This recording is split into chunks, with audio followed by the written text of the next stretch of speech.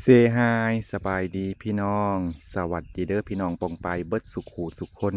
บว่าสิอยู่ไทยอยู่ลาวอยู่ต่างประเทศมาพอกันอีกแล้วกับส่องบ่าวงพี่น้องมื้อนี้ก็ตื่นสวยนิดจักหน่อยเพราะว่าวันนี้ก็อยากเพลียๆแหน่ไปดำนาก็เลยอยากตื่นสวยๆตื่นขึ้นมาก็หาแนวกินพี่น้องหิวข้าวแล้วก็สิออกไปอั่นเปลี่ยนเปลี่ยนยางรถเพราะว่ายางรถแบน จักไปขี่จังได้เมื่อวานนี่ให้ย่างรถแบนไหมต้นมะเขือกับมากน้ำมันชันสามพี่น้องเพราะว่าเจ้าของอันมะเขือลายโพดผู้นี้ก็เป็นเจ้าของผู้นั้นก็เป็นเจ้าของผู้นั้นก็มาเอาผู้นี้ก็มาเอามันก็เลยใหญ่บ่ทันแต่กาบ่เป็นหยังดอกพี่น้องแบ่งปันกันกินเพราะว่าจักหน้อยมันก็สิพ้นตกมามันก็สิบวมน้ำหรือว่า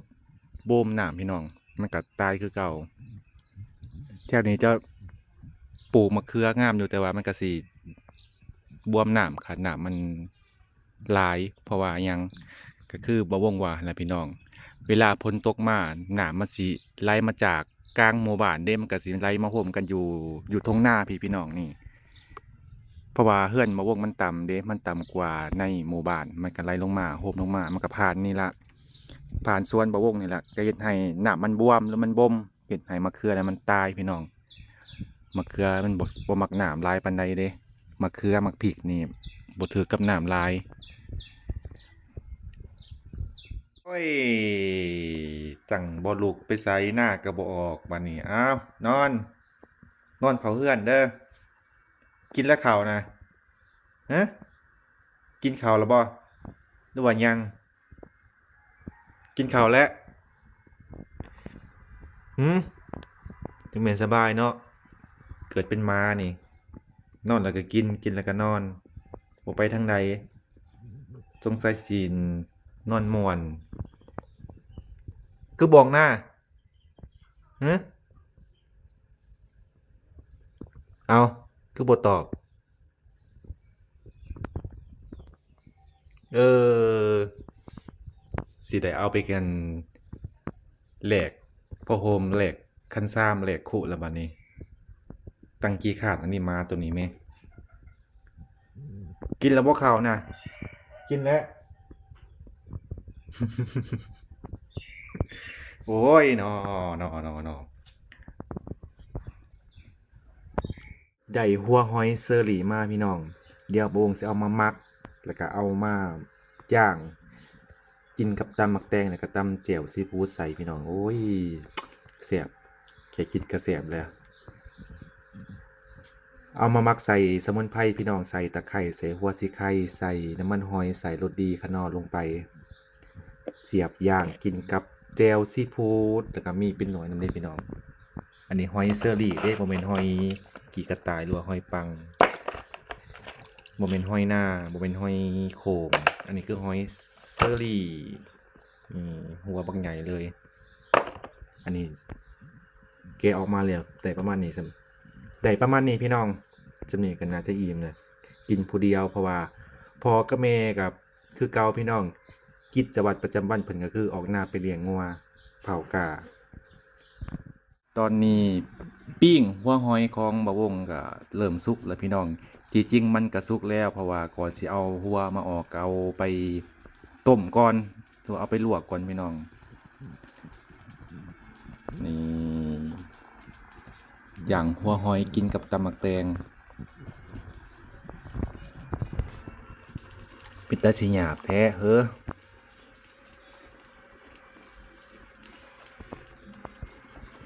อันนี้ก็ปิ่งคือกันพี่น้องปิ่งแบบเป็นหน่วยเลยแสบต่างกันเด้อาหารบ้านๆอาหารบ้านนอกพี่น้องถึกปากถึกใจเข้าไปในเมืองแล้วก็โอ้ยคิดหาแนวกินกับบ่มีจักสิกินอีหยังแล้วก็สิมาตำหมักแตงพี่น้องนี่หมักแตงเฮาก็โอ้ยเล็บมือบ่วงไปดำนาเมื่อวานนี้อ่ะพอแล้วพี่น้องกินหน่อยมันสิเหนียวมันสิเหนียวมันสิหยาบเด้หอยเชอรี่นี่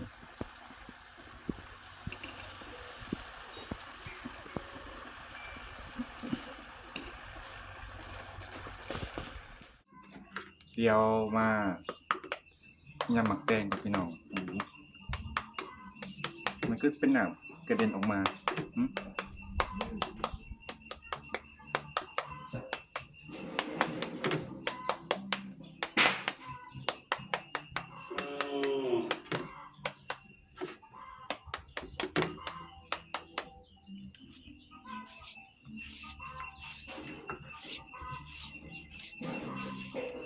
ช่วงนี้แดดตื่นมากกับพอกับแสงแดดบ่มีอันสายฝนเลยแดดบริสุทธิ์ดีพี่น้อง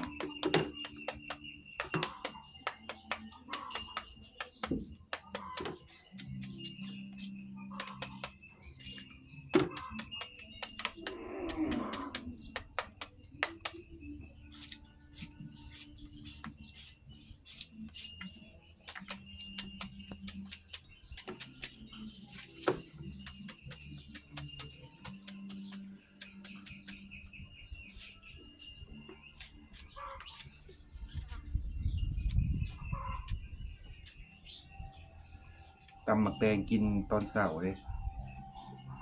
ตื่นขึ้นมากับกินตำหมดเนาะเลยพี่น้องนี่เดี๋ยวไปตำหมักแตงกันเลยพี่น้องเดี๋ยวสีโซ่ฝีมือตำหมักแตงให้พี่น้องด้วย FC เบิ่งว่าสิคือกันกับสูตรอยู่ประเทศไทยหรือบ่เดี๋ยวมาตำหมักแตงพี่น้องอันนี้หมักพริกอยู่ในสวนเฮาเองบ่ได้ไปซื้ออยู่ตลาดเด้พริกอยู่สวน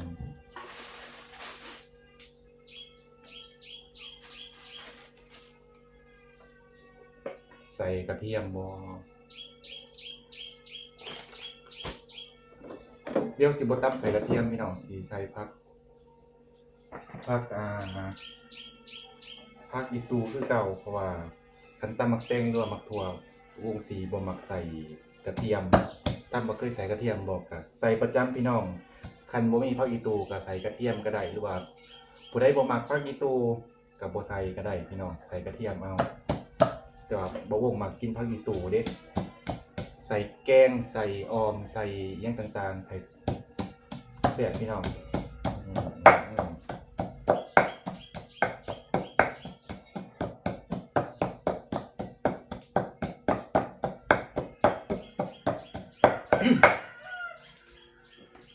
อยู่ไทยอาจจะบ่เคยกินแต่ว่าอยู่ประเทศลาวแม่นบ่แม่นอยู่ประเทศลาวพี่น้องแถวเขตบ้านบ่วงนี่ก็ใส่พี่น้อง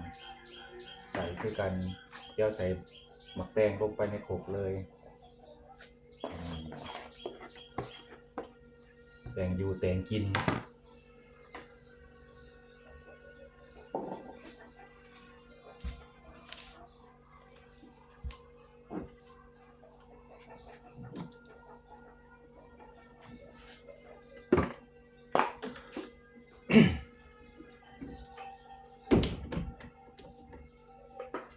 เดี๋ยวสิใส่กะปิน้ำพี่น้องใส่ตำหมักแตงใส่กะปิแซ่บเด้บ่ได้บ่มักก็ว่าบ่แซ่บก็คือบ่วงเคยว่านะพี่น้องของกินก็ขึ้นกับผู้มักผู้ใดบ่มักก็ว่าบ่แซ่บใส่ปลาแดกลงไปใส่น้ำจีเค็มพี่น้องใส่ผงวิเศษก็ใส่ลายมาสินวดเลยพี่น้องมาสีปวดงอนเด็ดใส่น้ำตาลลงไปนิดนึงเพื่อความกลมกล่อมแล้วก็ใส่มะนาวบ่ต้องใส่ลายพี่น้องไม่ใช่ส้มคันตำมักแตงส้มน่ะสิบ่แซ่บบ่บีบใส่ลาย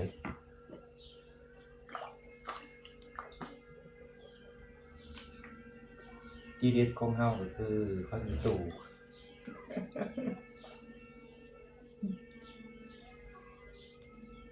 ใส่แกงเห็ดเสียบไปหน่อยแกงเห็ดปวกเห็ดละโงกเห็ดเพิ่งโอ้สุดยอดความแซ่บข้าวเหนียวตู่ใส่ตำก็ได้เด้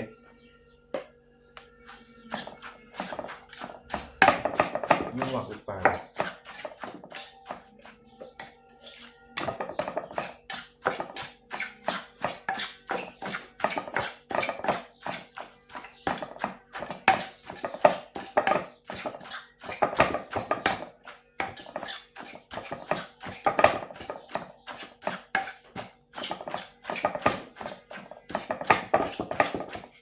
นั้นกับ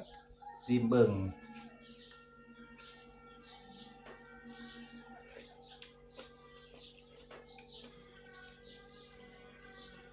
มันบอนอนประเดกไปประเดกลงไปพอให้มันสีเค็ม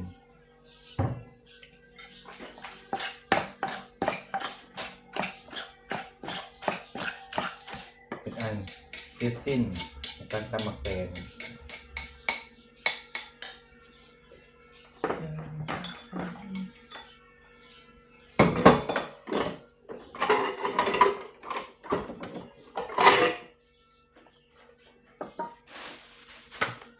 จากนั้นก็เทใส่จานเลยพี่น้อง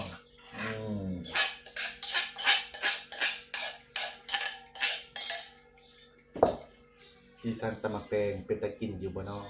จะเป็นตะกินให้ตำเองนะพี่น้องโอเคเดี๋ยวพี่น้องไปกินข้าวนำกันสวัสดีพี่น้องมาเด้อกินข้าวเช้าน้ำกันข้าวเช้าน้ำเฮาก็มีอ้อมหรือว่าแกงบอนใส่หอยหรือว่าแกงหอยใส่บอนใส่ลำบอนลำเผือกพี่น้องแล้วก็มีตำหมักแตงหมักตำหมักแตงแล้วก็มีปิ้งหัวหอยหรือว่าย่างหัวหอยหยาบถือพัดลมมันสีแห้งเข่าก็ได้คงกินลายปดพี่น้องบูสิกินยังดีเหลืองบ่ถือบ่ต้องกินบ่หยอกได้พี่น้อง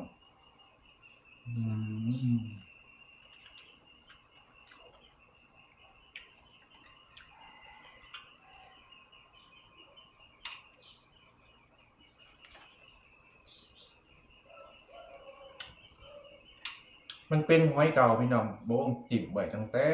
โดนๆล่ะแช่ตู้เย็นไว้มันเริ่มบ่แซ่บแล้วเป็นหอยเก่าอันนี้ก็หอยใหม่สดๆเลยปีกมาเดี๋ยวสิมาที่เบิ่งมันสิคือกันบ่พี่น้อง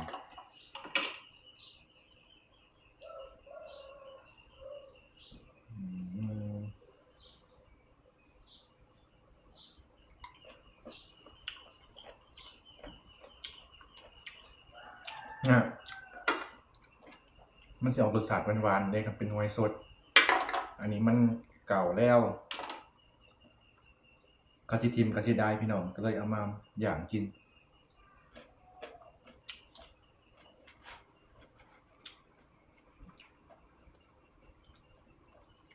มาเด้อจ้ามาเด้อมากินข้าวเป็นหมู่มาวงแนมเพราะว่าแต่ละมื้อแต่ละเดย์ก็กินข้าวผู้เดียว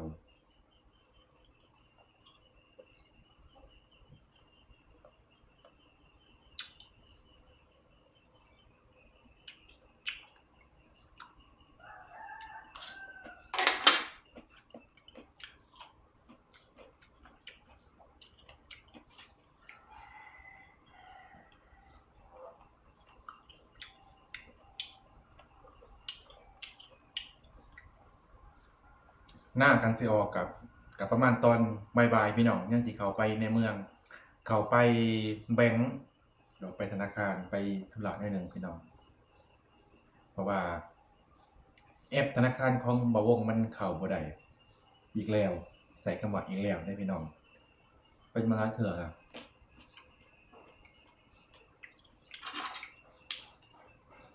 เดี๋ยวสิเข้าไปหาพนักงานให้เพิ่นแก้ไขให้อีกก่อนเข้าไป2เทื่อแล้วพี่น้องก็เป็นคือเก่าเป็นน้ำยำ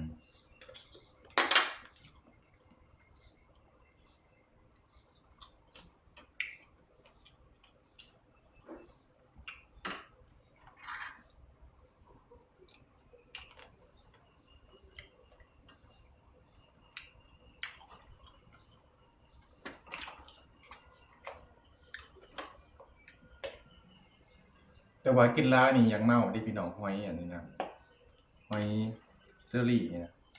กินได้ก็สิเมา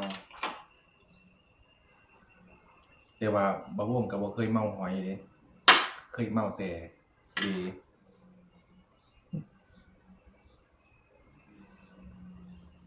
อ่า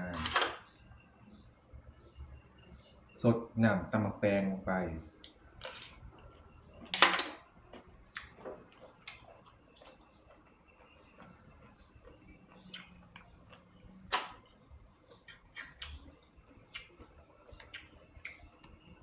ผักผักบุรพาหรือว่าโหระพาพี่น้องอืมเอาเอานั่นกินข้าวเว้ยกินข้าวมากับคูณ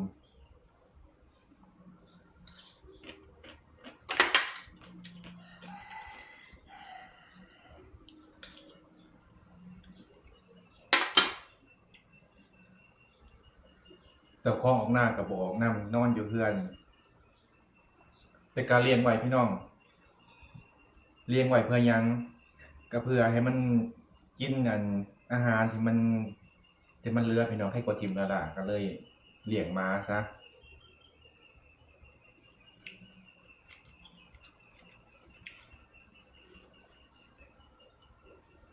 แต่บางท่านก็ต้องได้เฮ็ดแนวกินให้เพิ่นกินเป็นนั่นขัวซีนบ่ ตุ่มกระดูกบ่ตะกี้เพิ่นยังน้อยเพิ่นบ่กินข้าวแล้วล่ะเด้อพี่น้อง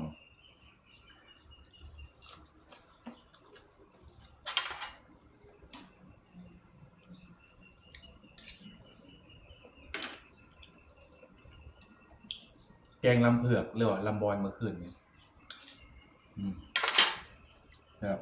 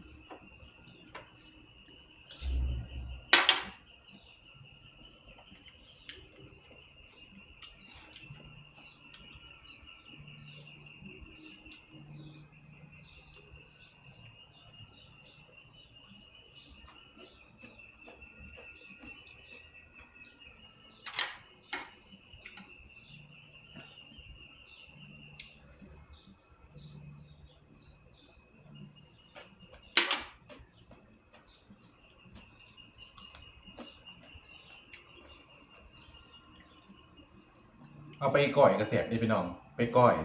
หรือว่าเอาไปก้อยหั่นล่ะพี่น้องไปก้อยแล้วก็เอาไปงอลืมแล้วเอาไปตำใส่หม่กหุงหรือว่าใส่ข้าวปุ้นก็แซ่บคือกันหัวหอยเชอรี่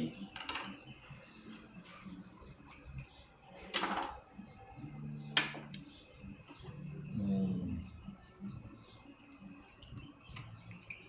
ต้องเอาตามันออกเด้คันสิกินคันบ่จั่งซั้นก็สิเมาเฮ็ดให้วินหัวปวดปวดหากหรือว่าปวดอ้วกต้องระวังเด้อพี่น้องกินหอยนี่นะถ้ากินบ่ถูกวิธีก็สิเฮ็ดให้มันมีผลต่อร่างกายเราถ้ากินถูกวิธีก็สิมีผลดีต่อร่างกายก็คืออิ่มท้องท้องอิ่มอืมบ่ว่าจะเป็นหัวหอยอันอื่นคือกันพี่น้องพวกเห็ดพวกหอยพวกหน่อไม้หน่อตอกถ้าเรากินถูกวิธีมันก็สิมีผลต่อร่างกายของเรามีทั้งผลดีและผลเสียคือกันอาหารแต่ละอย่างบ่ได้หมายความว่าสิมีประโยชน์เบิดเดะ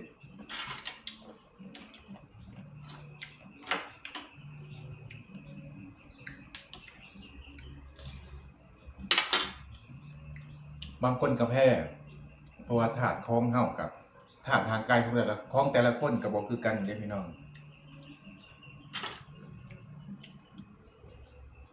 ธาตุภูมิต้านทานของแต่ละคนก็สิแตกต่างกันไป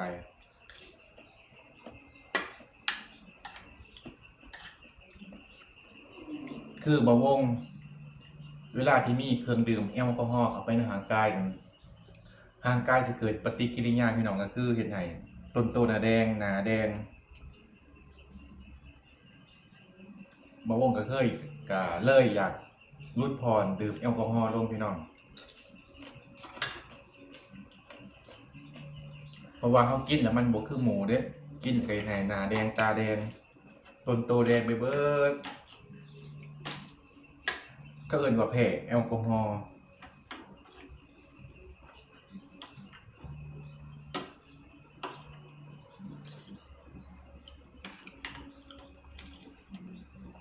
กินอยู่พี่น้องแต่กินบ่หลายกินด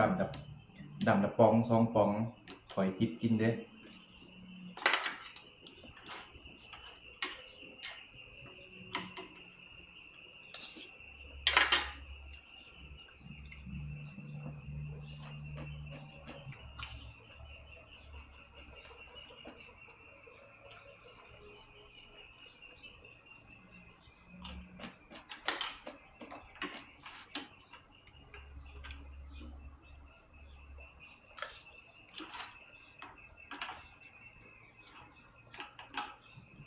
หอยย่ำนี้มันอยากจ่อยพี่น้อง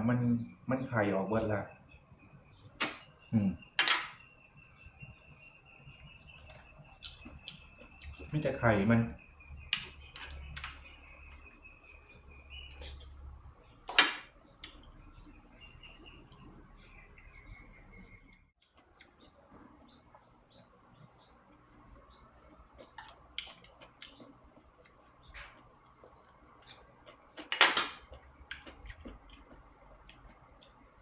แต่ว่าบะวงหมักออมมันนี่หลายกว่าพี่น้องมักกินออมหอยใส่ลำเผือกมันสิออกหวานๆแซ่บๆหอมหมักเด้อของโปรดเด้ไปสวรรค์กับซื้อนี้มากินตลอดพี่น้องเพราะว่ามันสิมีตลาดตลาดขายอาหารสุกพี่น้องทุกมื้อตอนแรกเขาเจ้าสิเอามาขายพวกแกงหน่อไม้พวกแกงเห็ดพวกออมหวายพวกออมหอยพี่น้องซื้อมากินตลอดเด้ว่ามันแซ่บ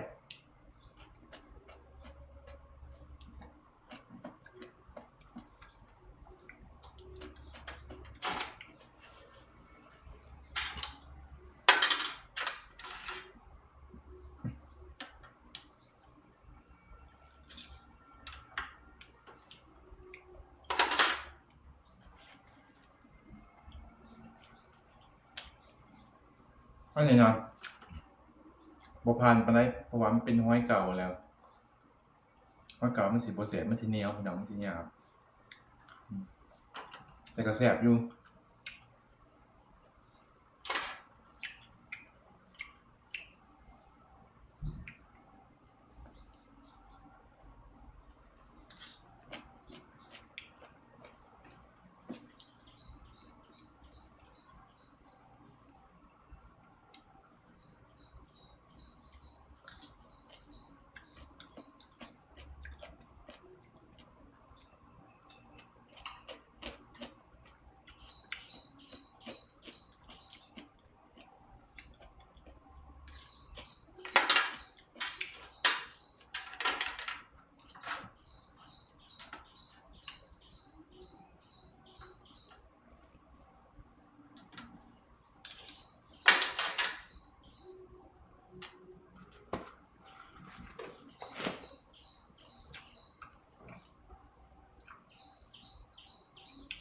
อืม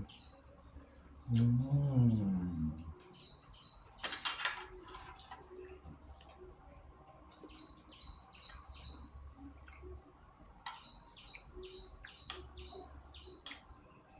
เบิ่งออกแม่โยออกไหลก็บ่ไปมาขับมาคูณ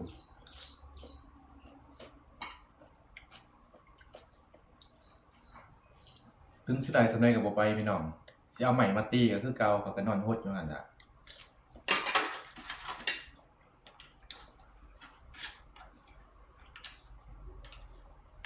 นี่ล่ะเลี้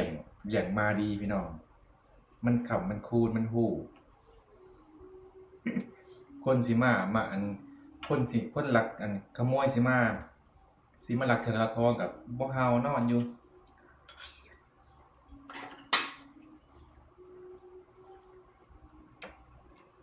อืมมื้อวานนี้ก็นอนเบิดมื้อเด้อ